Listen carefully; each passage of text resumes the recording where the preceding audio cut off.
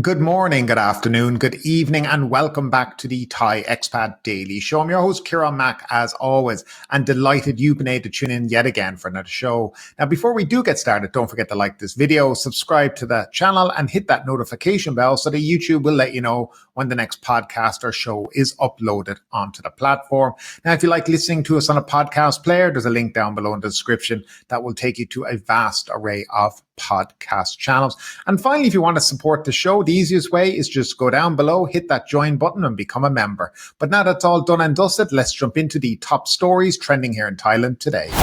A local police officer surrendered on Saturday after fatally shooting a patient at a public hospital in Muang district. Police Sergeant Virapong Buyen, 34, turned himself in at the Khon Kaen Provincial Police Office at 9:30 a.m. The gunman admitted to shooting the 29-year-old Myanmar man, Kiao Swar Ong, because he was upset that the victim was disturbing his father, who was receiving treatment in the next bed at Khon Kaen Hospital. The incident occurred on Thursday night and was reported to local police at around 1 a.m. on Friday. Police Major General Anawat Sunawanapum, commander of the Khon Kaen police, stated that the suspect appeared stressed and confused but confessed to the shooting. The victim was found with a gunshot wound to the back of his skull in a ward on the 5th floor and was pronounced dead shortly after being taken to the emergency ward. A source familiar with the investigation revealed that the officer suffered from depression, coronary disease, and drug use. To reduce his stress, he had been transferred from investigative duties to a desk position.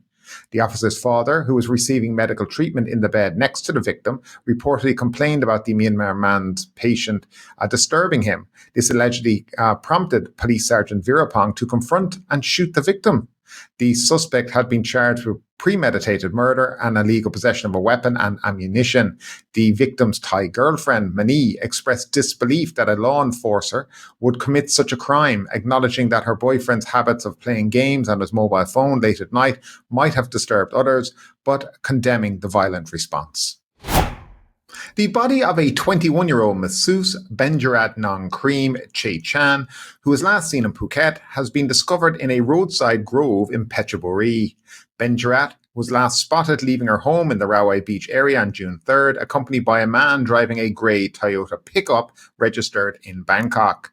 Now, Benjarat had informed her family that she was heading to Phetchaburi to resolve a car repayment issue with a distant relative.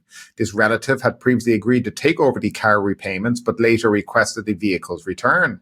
Concerned for her safety after losing contact with her, Benjarat's mother and relatives reported her missing to Shillong police on June 4th at 2 p.m. Tragically, her body was discovered 3 days later on June 7th in a grove in Phetchaburi province. Now, the owner of the windshield wiper shop, 32-year-old Ratakan Chung Kasem, found her body while on his way to work. He discovered her in a grove beside Phetchaburi Kasim Road on Mu 1 and immediately notified the police. Police promptly sealed off the area, interviewed witnesses, and reviewed CCTV footage from the vicinity.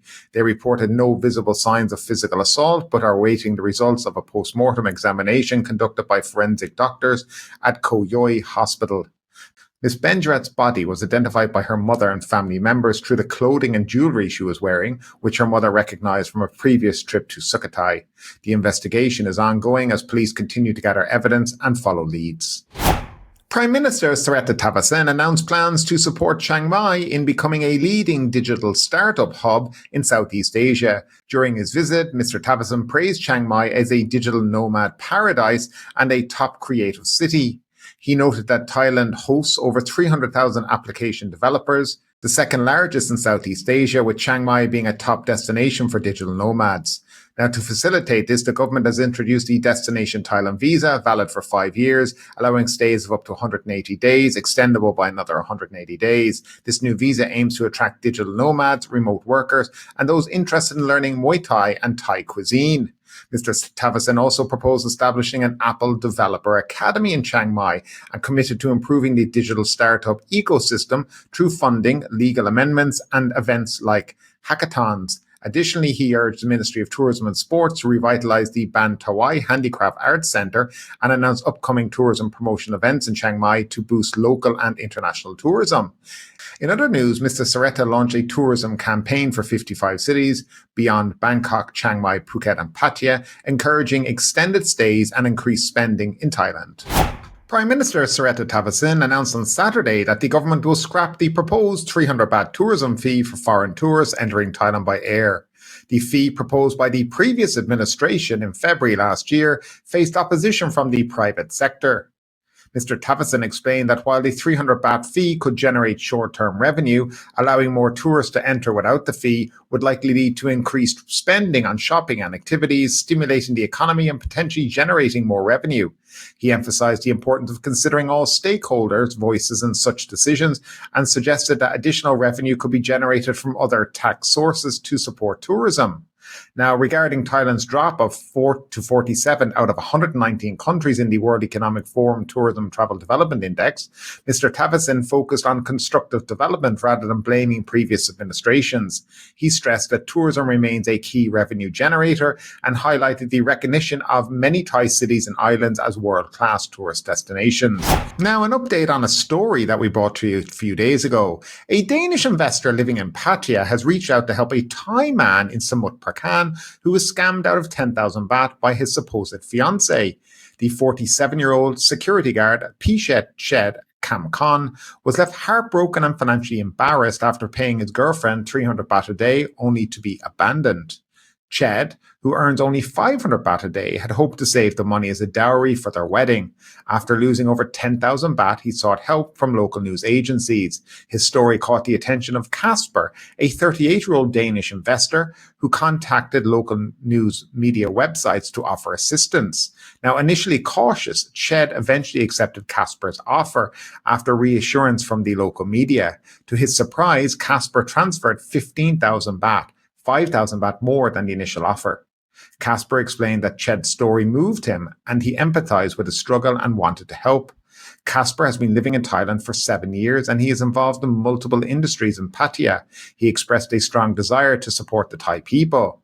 Ched expressed deep gratitude, saying, "I initially thought it was a scam, but I really got the money. I'm very happy and appreciate the help.